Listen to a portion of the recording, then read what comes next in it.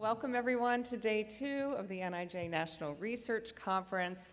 It's so great to have you all here. I don't know how you experienced yesterday, but for me, I was engaged. The quality of the content of these panels is exceptional, right? I mean, I know it's me saying this, so maybe I'm wrong and you can come up and tell me afterwards if I am, or just look at me crosswise. But there's not a lot of conferences that lift up this type of conversation around research and its implications for policy and practice, and really dive deep and give ample time for questions. So I really thoroughly enjoyed myself, and I hope you did too. And I hope you enjoyed your evening in Pittsburgh. And today we have another full lineup, and there's 2 things I want to remind you about. The first is our poster session late this afternoon. We'll make sure we get you out in time for dinner or even happy hour beforehand. It doesn't run too late, and it's so important.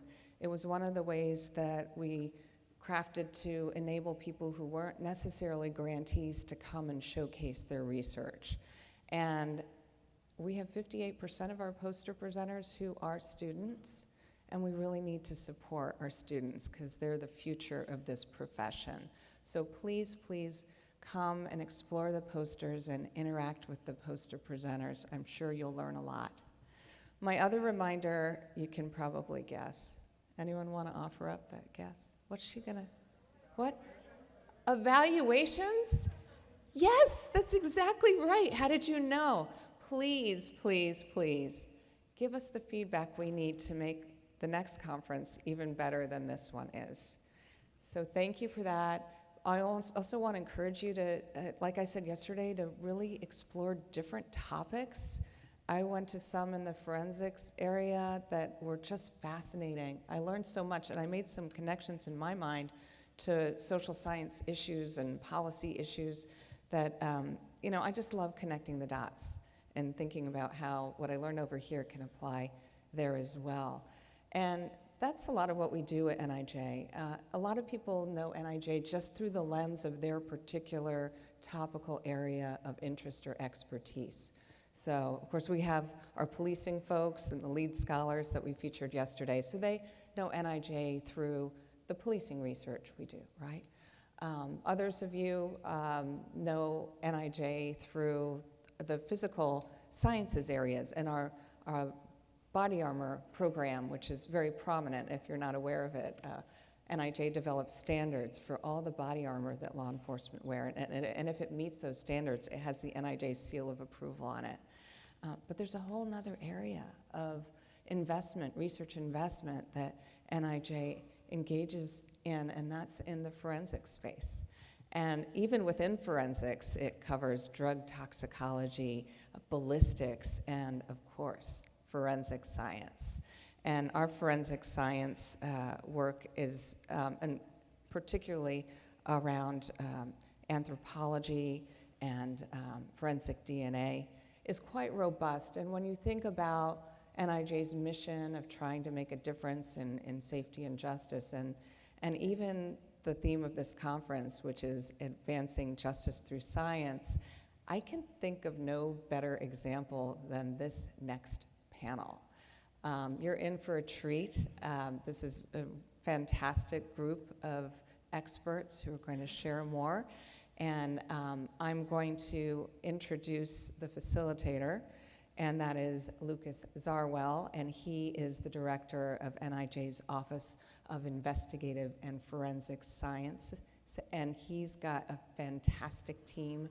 They are so knowledgeable and dedicated.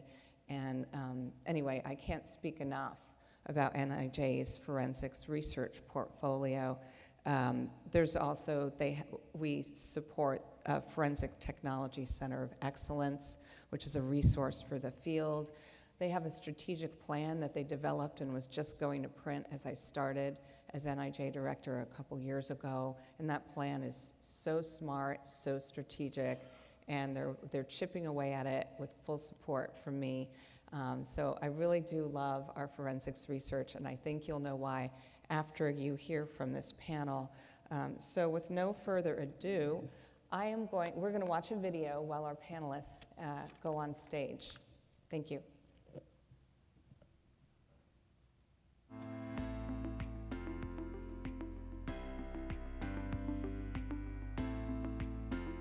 This week, we're highlighting a database that detectives and medical examiners use to help solve unidentified cases. The Justice Department database is called NamUs. When a case comes in, investigators enter the basics and unique details into the database. NamUs has helped resolve tens of thousands of cases. We are here at the Anthropology Research Facility at the University of Tennessee, and this is the first human decomposition facility in the world. One of the biggest things that we're working on right now is trying to improve the methods that we use in forensics to determine how long someone has been dead. That's one of the most crucial questions in a death investigation or in a murder. Investigators recently used forensic genealogy to help solve the murder of Cynthia Baver, who was killed at her home on North 10th Street in Reading in 2001. Genealogy technology helped the TBI and Loudoun County authorities identify a homicide victim. His name had been a mystery since 1985. TBI agents say this new DNA testing ability is a game changer. This technology has brought new life to solving old cases. Finally giving these people a name back after they've waited so long to have their name back. All right, thank you. Appreciate everybody joining us this morning. I would like to just give a shout out, just in case you didn't know, this is National Forensic Science Week, so let's hear it for that real quick.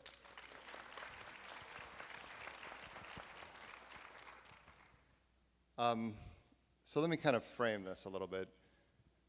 The missing and unidentified persons problem in the United States and even internationally is extremely complex.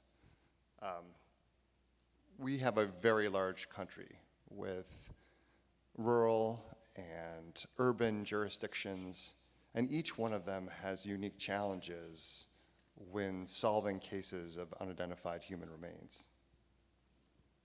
So when we think about today's world and how connected we are all, it's interesting that people can still go missing, and that we can find decedents and they don't have a background.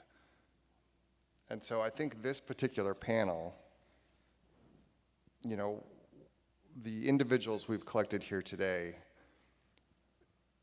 it's really about getting justice for victims and making sure that we have dignified and legal outcomes for the deceased, which in this country, we don't think about that often. It's a little bit in the background. And I do believe that this panel understands the importance and the magnitude of solving these cases. So, with that heavy conversation, so each of you have very unique perspectives on this problem. And I was just wanted to go start with Donnie. And can each of you just introduce yourselves and tell the audience a little bit about who you are? Good morning, everybody. I'm Donnie Stedman. I'm a professor of anthropology at the department down. You can introduce Hondo. This is Hondo. If you see him, you can say hi. I'm at the Department of Anthropology at the University of Tennessee, and I am the director of the Forensic Anthropology Center at the University of Tennessee, and I'm a skeletal biologist and forensic anthropologist. Erin. Hi, good morning. I'm Erin McBride. I'm the lab director at a private forensic DNA laboratory in Virginia called Bodie Technology. And Bodie has specialized in testing of human remains for the past 25 years.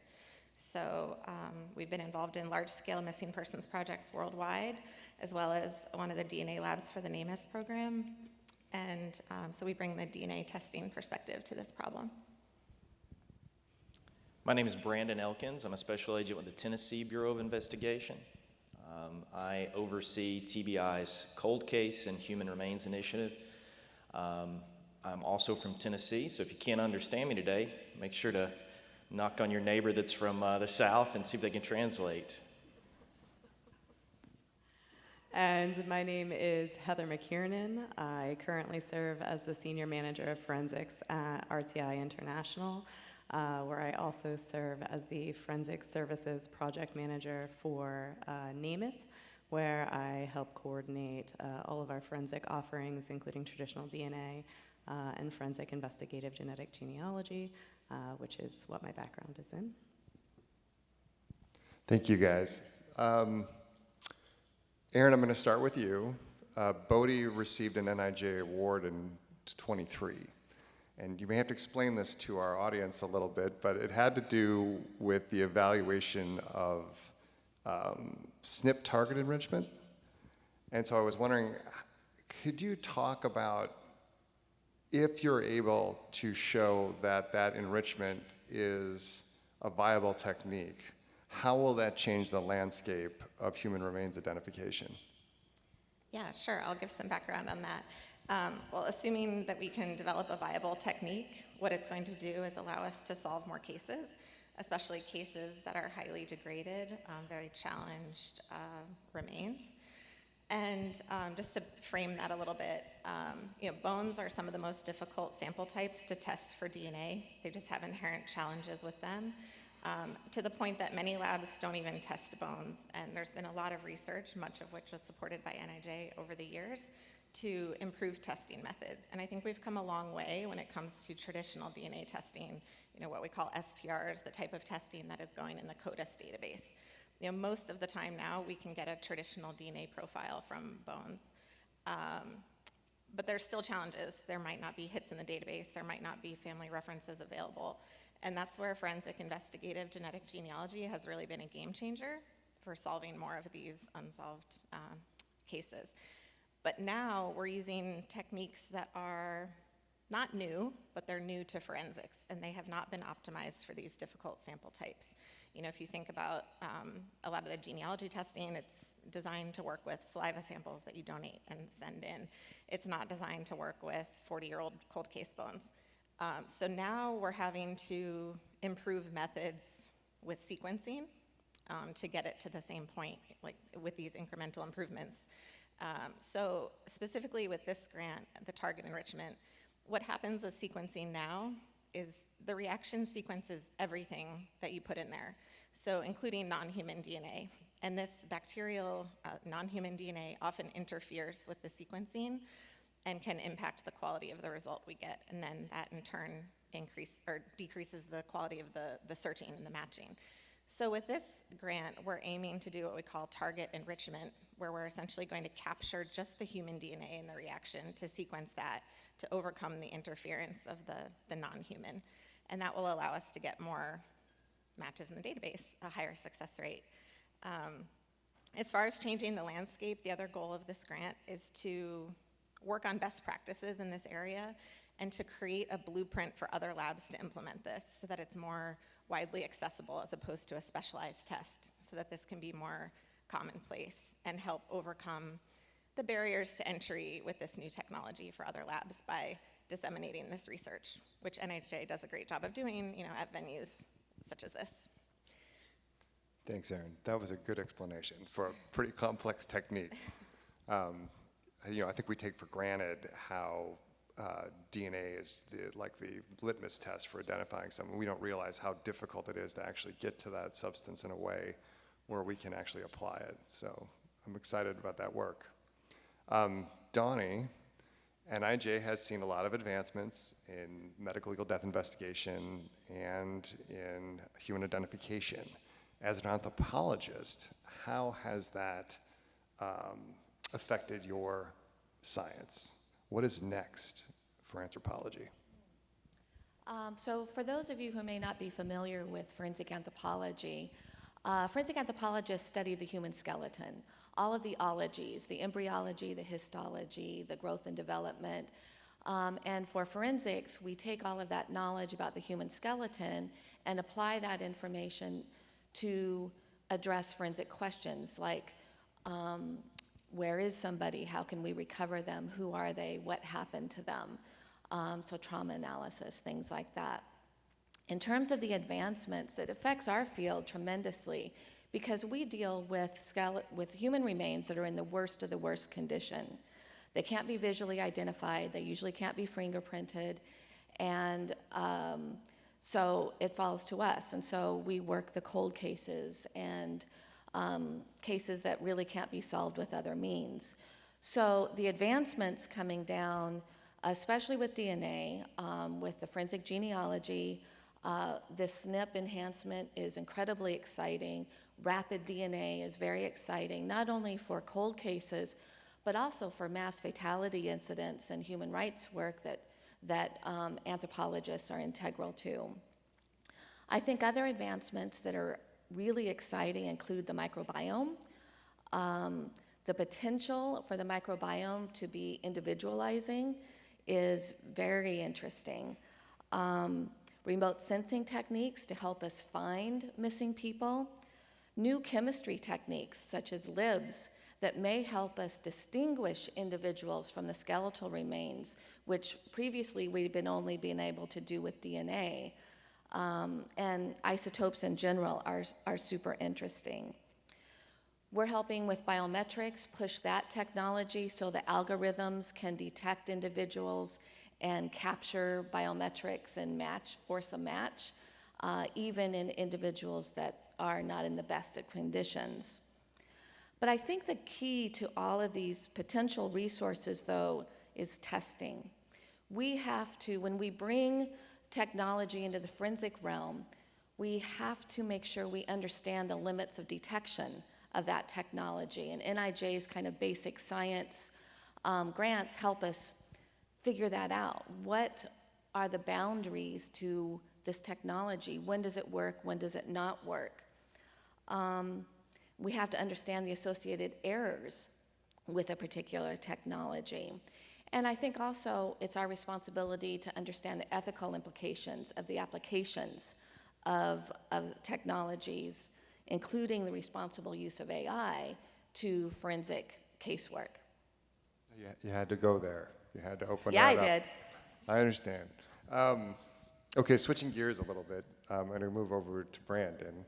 So Brandon, we understand that your office uses NamUs routinely. So NamUs is the National Missing and Unidentified Person System, a system that was developed by NIJ to kind of coordinate missing and unidentified persons casework.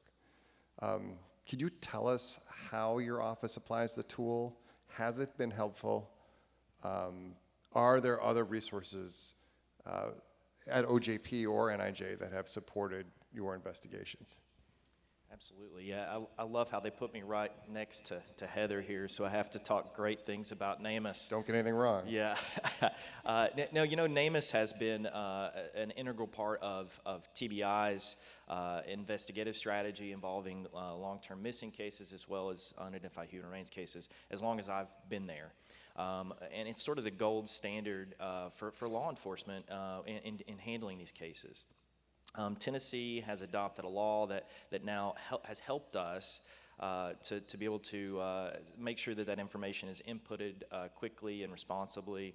And you know, NamUs is sort of, if you're unfamiliar with that, and can definitely leave that to Heather to tell you a lot more about it, but it definitely allows us to be able to plug in two ends. So if someone has a missing person, they can input that information, biometric information, DNA, fingerprints, tattoos and markings, things like that. And then also when an unidentified remains are found in whatever condition, those are inputted in by that agency. And it gives us a route to go, sort of a first place to start.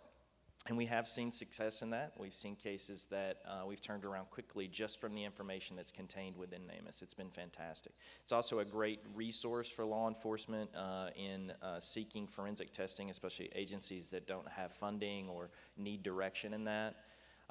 We use it so much so that we teach all of our new agents during our Agents Academy about NamUs, about how it works, about the requirements. And OJP in general has been a great resource for us. We obtained a $470,000 grant through OJP BJA that has allowed us specifically to target cases where, cold cases, where suspect DNA may be a little bit more complex than what our lab is able to do, and that involves both advanced testing as well as forensic genetic genealogy testing in particular cases. It also pays for overtime for our scientists, overtime for our intelligence analysts. It's allowed us to bring back on a retired agent to be able to help take a look at some of these cold cases. Before this project, we really didn't even know how many we had. And so now we have that number, we have a strategy, and we're seeing some great successes because of tools like NamUs and the assistance of OJP. I love the fact that you talked about bringing on a retired law enforcement to support missing persons. It is such a grueling part of the work, very rewarding, but like to have that extra lift when you're dealing with crimes or of higher priorities coming down the pipeline and to work those cold cases. So thank you for mentioning that. Heather, so from your perspective, working on the NamUs program, what are common misconceptions about NamUs? So the NamUs program has the database that allows for advanced searching and cross-matching of missing persons and unidentified persons case records to help find commonalities and drive resolutions. In addition, we have a number of staff that provide investigative support to agencies through multidisciplinary team-based reviews of their cold cases upon request, searching for additional biometrics that we can collect to enhance the searchability of those cases. And then also providing analytical and forensic services, traditional DNA, genealogy, fingerprints, odontology, anthropology, forensic artistry. That list keeps growing. But as a project of the National Institute of Justice, all of those resources are provided free to the criminal justice community through the NamUs program. But I think there's still a lot of misconceptions around what NamUs is and the resources that it does afford. One of the first that we often hear is that NamUs focuses solely on adults. And NamUs, in fact, serves as the national repository for all long-term missing or endangered individuals, as well as the unidentified and unclaimed. So that's both juvenile and adult. There's another misconception that all missing and unidentified persons cases are somehow automatically entered into NamUs, and while we would love that to be true, there are currently only 16 states that have state-based legislation that require entry into the NamUs system, and outside of that, we really do rely on the voluntary entry of case information by family members with missing loved ones, law enforcement agencies, as well as medical examiners and coroners. So the data within the database doesn't represent the entirety of the missing and unidentified persons problem within the United States. And I think that kind of goes hand in hand with another misconception that as a program of the National Institute of Justice, the intention of the NamUs program has a research focus to it. When in reality, the core purpose of NamUs was really to provide a practical tool for investigative agencies to work through and hopefully solve these really challenging cases. And then I think the last thing, certainly not the last misconception I've heard, but the last one I'll point to here, is just maybe an understanding of some of the limitations of the program. I think since inception, the volume of cases that the program has supported has grown exponentially, almost tenfold. We currently have almost 70,000 active missing and unidentified persons cases in the database that our team works to support. And while we are very appreciative of the funding levels that we do receive, there's certain challenges with a staff of under a dozen that is working to help support that case volume.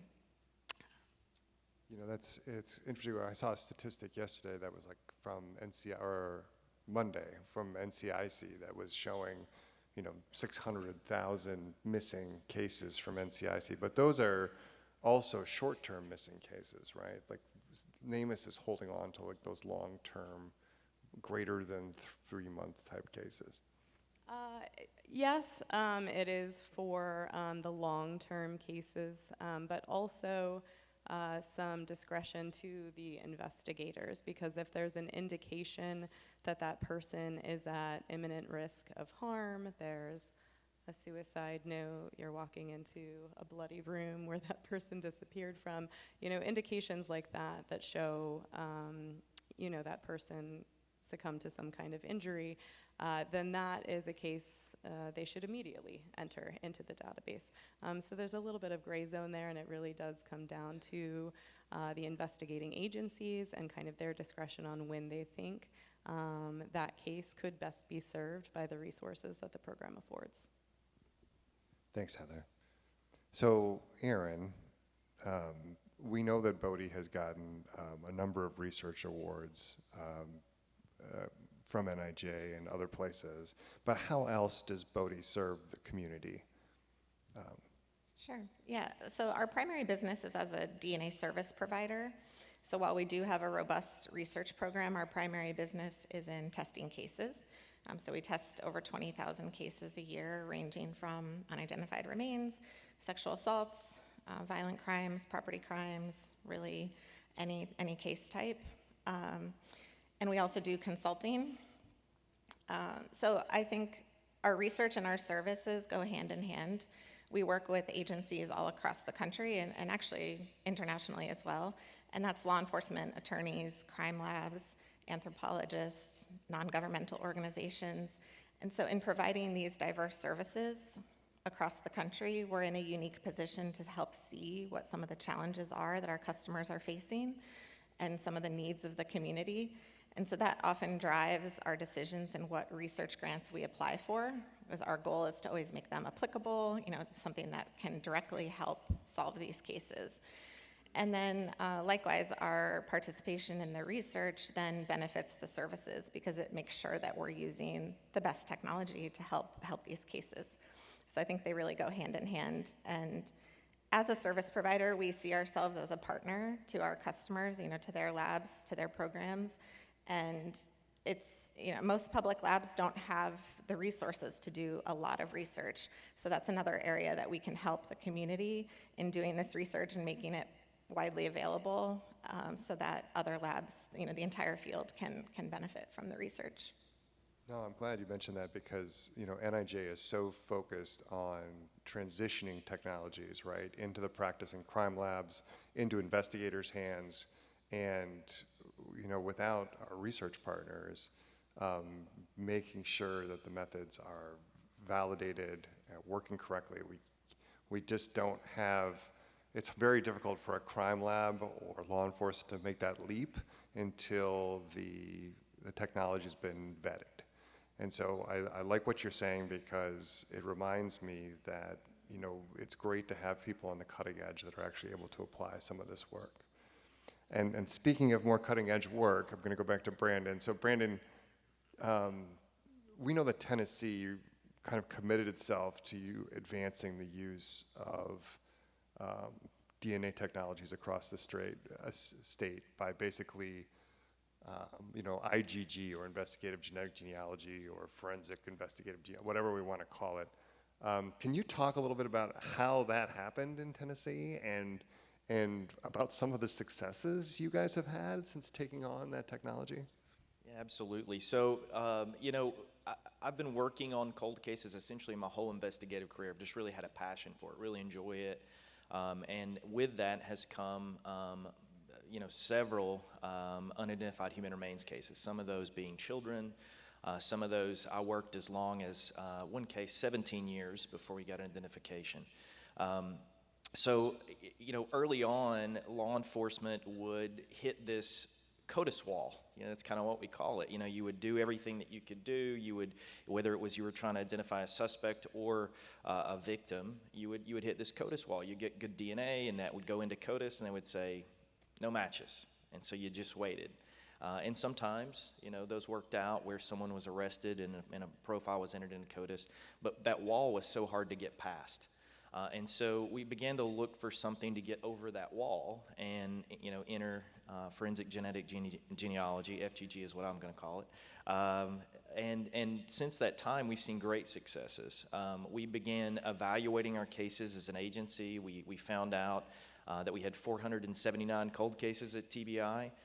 That's not counting the cases that we assist local agencies, obviously, on. And we began evaluating those cases for submission.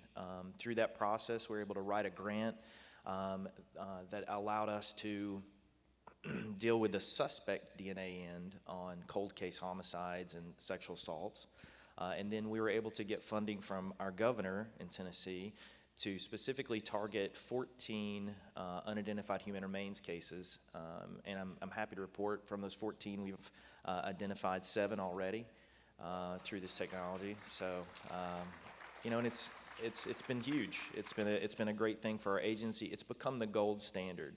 But not only that, we're not just using this technology now with cold cases and unidentifieds. We're using it on modern cases and seeing great successes there as well. No, I'm glad you brought up the CODIS wall, because I was going to just kind of flip back to Heather.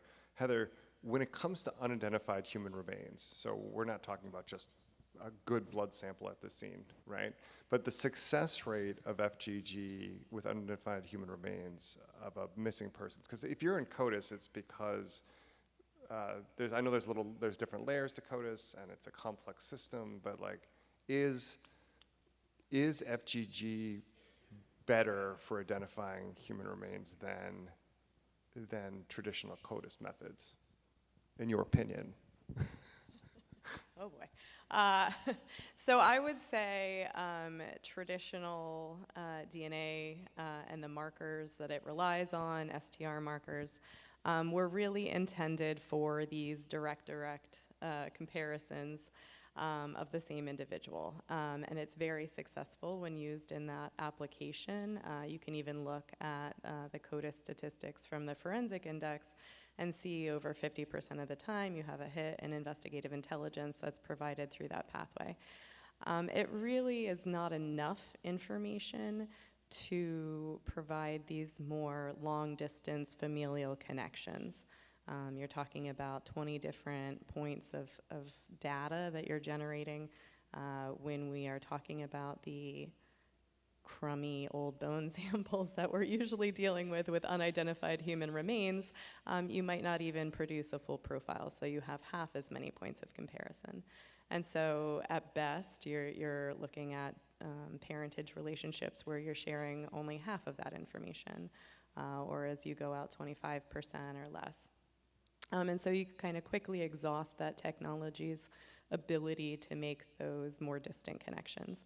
And that's where the strength of forensic investigative genetic genealogy really comes in, because instead of collecting data at 20 points, we're talking about over 600,000 to over 1 million points of comparison. And so that allows us to make these much more long-distant connections to people you would never recognize around your family table as actual family members, but that do help in ultimately making identifications in these cases. So from that standpoint, I do think that's kind of the strength of that technology, and we do see that represented, at least in the metrics we track on NamUs. So with, we talked about the forensic index in CODIS. When you're talking about unidentified human remains in CODIS, that success rate drops from over 50% to somewhere between 13 to 16%. And conversely, when we look at the metrics we have with genealogy, we funded upwards of about 200 cases right now, and we do see that 50% solve rate. Yeah. So 50 to 13%. Yeah. Interesting.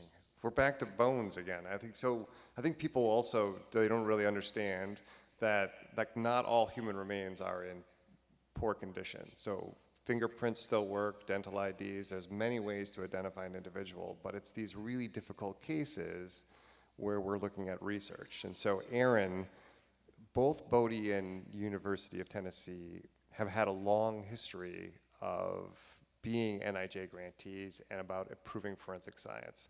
And so can you tell me how your partnership kind of came about and why? Like, why is it so important? Yeah, certainly. The partnership really goes back really to 2001. Bodie was testing human remains from the World Trade Center. We were contracted the day after 9/11, and in total tested over 20,000 human remains from the World Trade Center. And at the time, Dr. Amy Mundorf, who now works with Donnie at University of Tennessee as a professor of anthropology, at the time, she was a forensic anthropologist at the New York City Office of Chief Medical Examiner. So we were working with her directly on this testing. And over time, people started to notice some surprising results. The conventional wisdom at the time, and it really was just that, just conventional wisdom, from experience or what they've heard from others, was that long bones were always the best for DNA, testing the femur. And what we were seeing is actually that the very small hand and foot bones were performing the best and were giving great results. And that came as a surprise to everyone. And we realized, this had never actually really been empirically studied. So when Amy left and joined University of Tennessee, that was the first project that we did together, was to essentially do a rank study of every single bone in the human body and rank them based on DNA yield. So the first study that we had together looked at DNA yield of skeletons from the surface. Years later, the study was repeated looking at buried remains and were those results consistent or not. And then that's led to other partnerships or other studies that we've done together. In total, we've done it 4 now at least. And it's a partnership that we really value, we're really proud of. It's been so beneficial. University of Tennessee has a world-class program. We always love working with them. And I think it's important to bring the perspectives of both the anthropologists and the DNA scientists together, because in real casework, it is best served when there's a multidisciplinary approach. So similarly, the research, it benefits from being multidisciplinary as well. And I think also bringing the perspective of both industry and academia together. But there's been a lot of advancements that have come out of this. That study I mentioned about the DNA yield, it's something we use on a daily basis. We use it with the NamUs program. It drives our submission guidelines. Say if Brandon were to call and say he has a case and he only has these 5 bones available, which one should he send in? It allows us to give a recommendation that's based on science. We have the paper that we can share to support it. Sometimes people are surprised by it. Again, they want to always go back to the long bone. Say they don't have a femur and they want to submit an arm bone, and we try to tell them arm bones really don't perform very well. You'd be better off sending something else. But we have that data now to back it up. And that study has been cited many times worldwide, so it's really helped, I'm sure, in quite a few cases, because if they had submitted that bone that wasn't great, maybe the case would still be unsolved. There wouldn't be results, and they would have given up and moved on. So it's benefited our cases and does on a daily basis. So yeah, we really value the partnership. So I'm dying to know, what is the best bone? Like, do we know? Like, what is the top bone? Yeah, so it sort of depends. So our submission guidelines, we typically say, I said hand and foot bones. We do really like to test the hand and the foot bones. Intact molars work really well. The femur is still good because it is bigger and it tends to favor harsher environments if it's been exposed, to the elements for a long time. And it gives us more to sample. Sometimes with those small bones, it may be consumed in the testing, but at least with the femur, there's more to go back to. So we generally recommend submitting 2 to 3. So a molar, hand, foot bone, a femur, and also the petrous portion of the skull tends to work really well for preserving DNA over a long period of time. So if it's, again, been exposed to the elements for a long time, if it's a much older case, we may recommend that instead. Thank you. Now I know. Donnie, Aaron was just talking about the collaboration, but my understanding is that the University of Tennessee, Knoxville has an anatomical donation program. We recognize this as being a huge advantage in forensic science for a university to have this type of program. Can you talk a little bit about the program for this audience? I mean, they're not in the donation realm, and why it's important and how it's been so successful. So the mission of the Forensic Anthropology Center is to conduct research and training that directly serves the criminal justice system. And the heart and soul of everything that we do, all the research that we do with Bodie and other partners, is based on the generosity of the people who donate their bodies directly to us for the purposes of research and training in forensic science. We have now over 6,000 pre-donors. That's people who have registered while they're living to donate their bodies to us upon their passing. And we have another about 2,000 donors that have already been accepted as donors. The motivations for why they do that, we're doing a survey to figure that out, but a large part of it is because they have interest in the criminal justice system, in forensic science, and they want to be a part of it. And so we have a body donation packet that people can fill out. It includes their medical history, their residential history for isotope research, their height and weight and eye color and hair color and all these things that we use in epigenetic research, things like that. So it's as documented as we can horizon seek of what we think research down the line needs.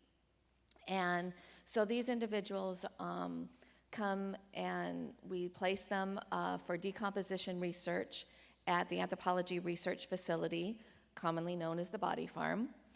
And they stay there for a year, maybe 2 years, depending on the research.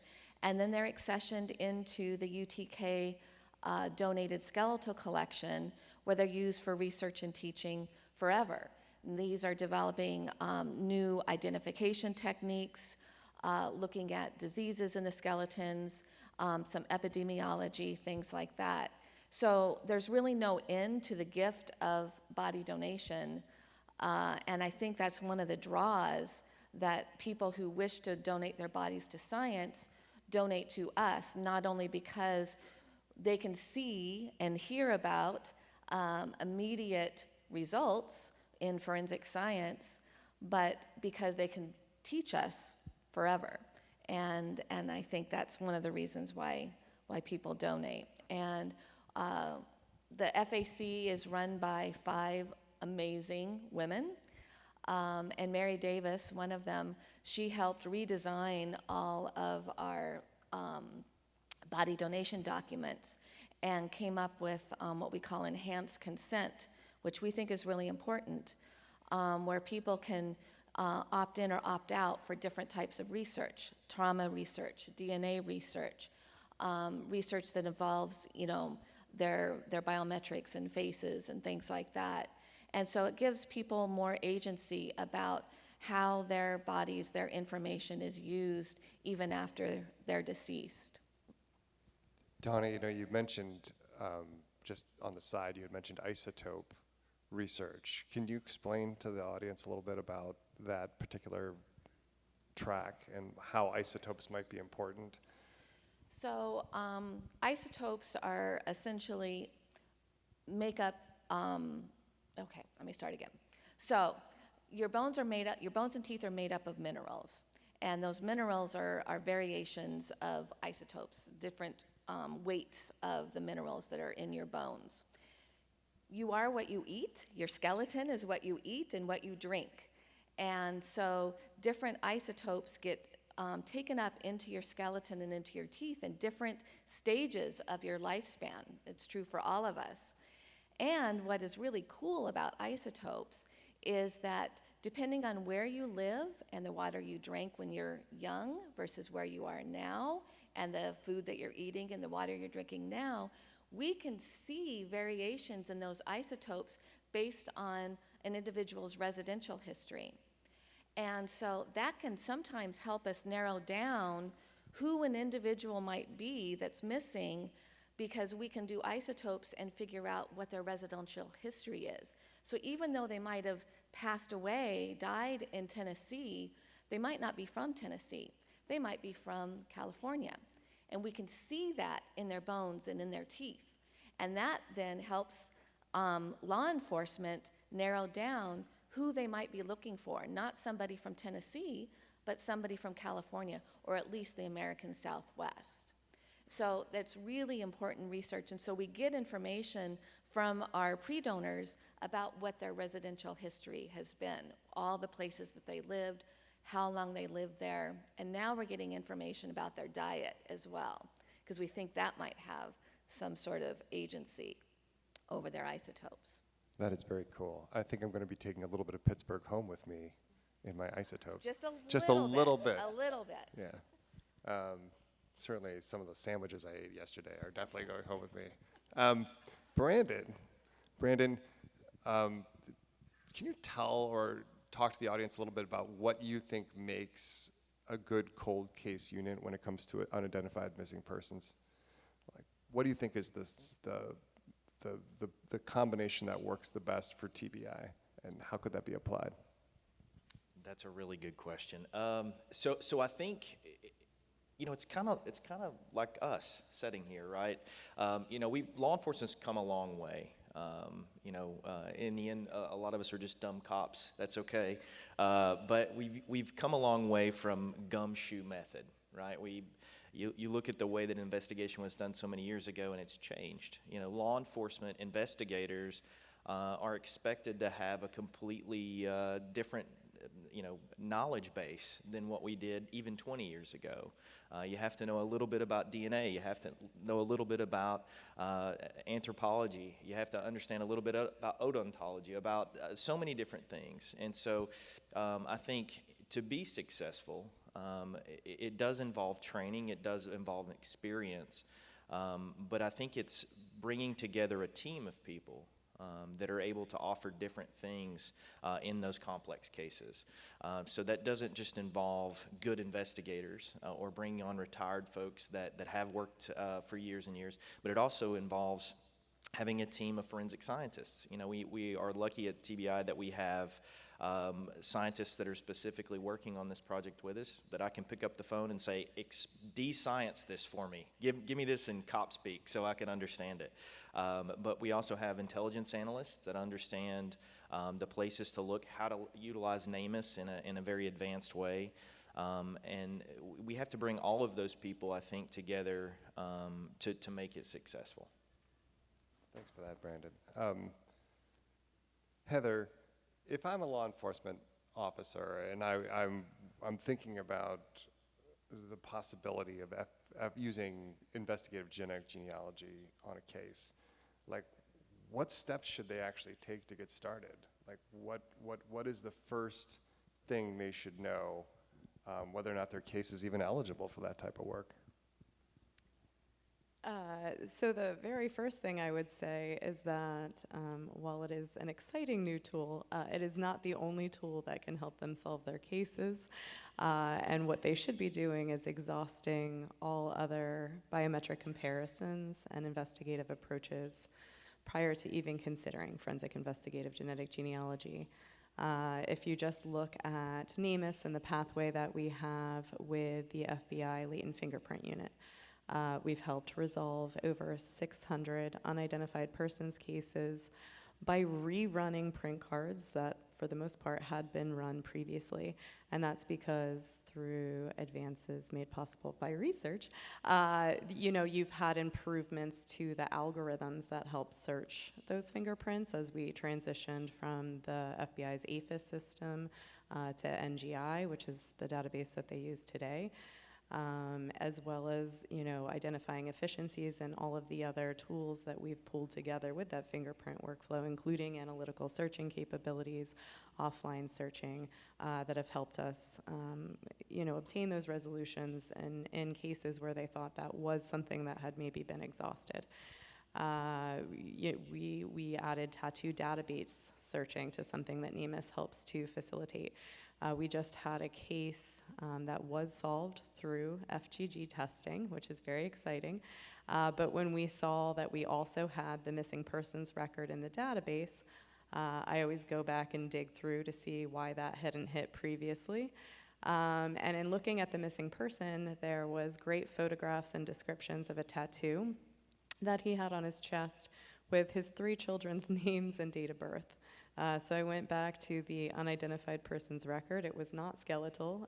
It was a fresh case in that particular instance. But what we had was no photograph and just a description from the medical examiner of tattoo on chest. And so that's a great example of, what you put in is what you get out of the NamUs system. If they had documented photographs of the tattoo with verbal descriptions of what they saw on that tattoo, that probably would have been a solve much sooner and much cheaper than what they obtained with genealogy. So again, really making sure that you're utilizing the NamUs system, that you are exhausting all of those other avenues before looking at genealogy as an option. And then once you are pursuing FGG, making sure kind of everyone's come together and talked about that and are on board with pursuing that as the next step. And then working with the lab that's providing the genetic profile, the SNP profile that's going to be used for genealogical searching, because you can be working with the best genealogists in the world on that case, but very similarly, kind of garbage in, garbage out. If you have a noisy or incomplete profile, it didn't go through cleanup steps to deal with the bacterial contamination, your genealogist potentially is not going to find information that they would have been able to, or even worse, we've seen where they actually come to an incorrect conclusion because they were not working with a quality sample to start with.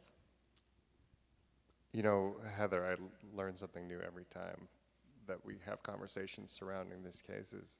One thing we haven't really touched on, and I've just got to touch on it, is when we think about solving unidentified human remains cases, in a lot of those cases, these individuals could be victims of crime.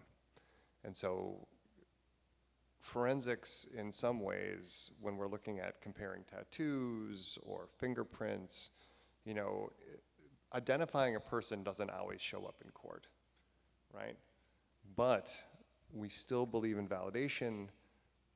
Forensic science, over the last 15 years, we've been improving quality. NIJ has invested a lot in trying to help the communities of scientists and the courts and law enforcement understand the validity and excellence behind the techniques that are being used. And Donnie, I was going to ask you, because forensic science continues to be frequently challenged, how is your research kind of helping to validate the techniques that support national, even international work? So in forensic science, we see a lot of techniques that are based on, sound principles and also some assumptions or basic underlying principles.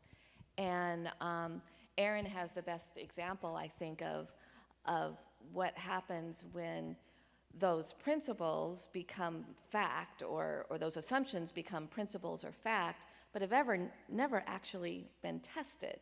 And that's exactly what Amy Mundorf's research was with Bodhi, was to test whether the femur is truly the best bone to submit for DNA, and son of a gun if it wasn't.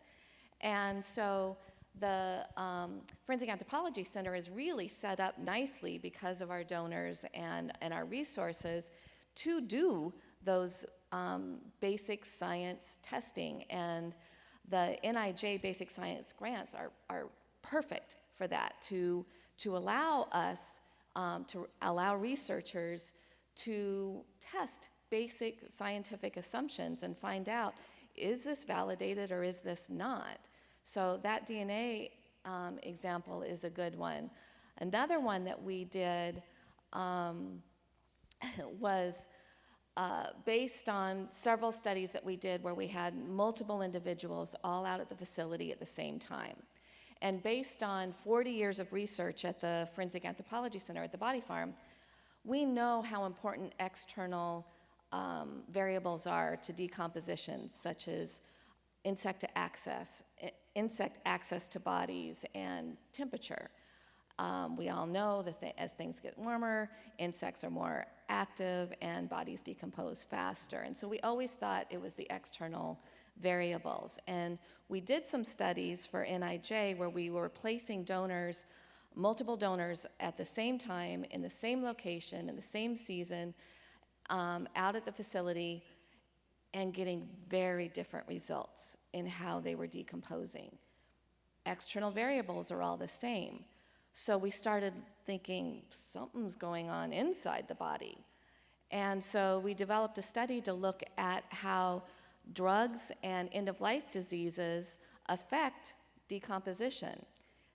And we found out it really does, that the body has agency over its own decomposition in very complex ways, which means that even forensic entomology, which studies the maggots and they estimate the postmortem interval based on the maggot development on a body, we now know that we need to test those maggots for drugs because cocaine speeds up their development and barbiturate slows down their development, and they really like diabetic bodies, but they aren't so hot on people with cancer and decomposition, so it delays colonization, and it really has kind of changed our basic assumptions about forensic entomology and things like that. We're looking at things like remote sensing right now. My colleagues are looking at remote sensing to see which techniques are best for different terrain, for different lifespans of a grave, so we can better go out with law enforcement and advise them on which tools to use for their particular case so they're not wasting time and money on cool technology that they might have in their toolkit but is completely unreliable for the task at hand. And so that basic research, that basic validation, I think is the heart of forensic science and is extremely important. Thank you. I think it's time for our lightning round. So, starting with Heather and ending with Hondo. Hondo, ready for the lightning round? Yeah. In 1 minute or less, if you had one suggestion for the future of forensic DNA and its use, what would it be?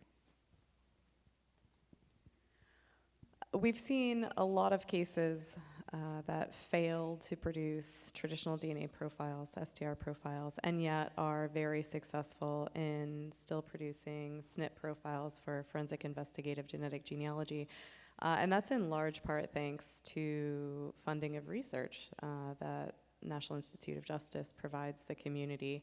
But I think there's still a lot of work that can be done there to ensure the application of that to the broadest group of cases that could benefit from that, and also the introduction to the statistics and reportings based on SNPs, particularly in the absence of STR data, again, to really allow cases to take full advantage and leverage that new technology. Brandon? Okay, so I would say education. When I first heard of FGG, I said, "What'd you call me?" It took me a minute. So I think that's a big part of it. Educating law enforcement that this technology exists, how to use it, when to use it. Educating the public so that those phone calls that I make on a random Tuesday, when I ask for someone's DNA for a reference, I don't have to convince them I'm not a Saudi Arabian prince trying to steal their social security number. That would really help. That would get our statistics up, our reference pool up higher. And then again, I think the courts too, district attorneys general, as well as judges, that they understand this technology and that it's solving cases. It's making murder harder to get away with. Thanks. I like that soundbite. Aaron.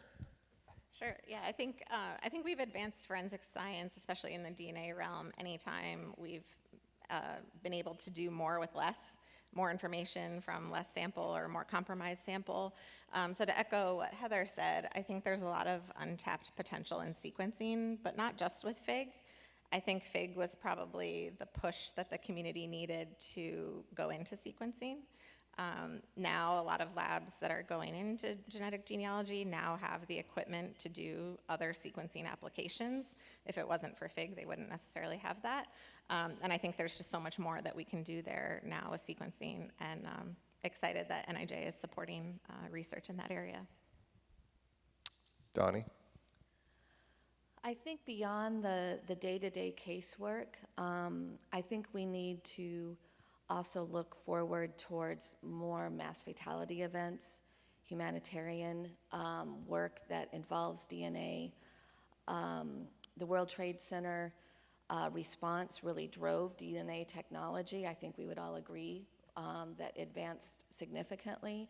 So the databases, the access that we can get to DNA in mass fatality responses so that we can return remains to families faster in these sorts of responses, I think is going to be, is always important and going to be more important moving forward. Hondo says wildlife DNA forensics. That's a good one. We support that too. So that concludes this panel. I think we're ready to take some questions. I did want to just mention that if you liked what you saw here, that you can rate it using your app. So there it is.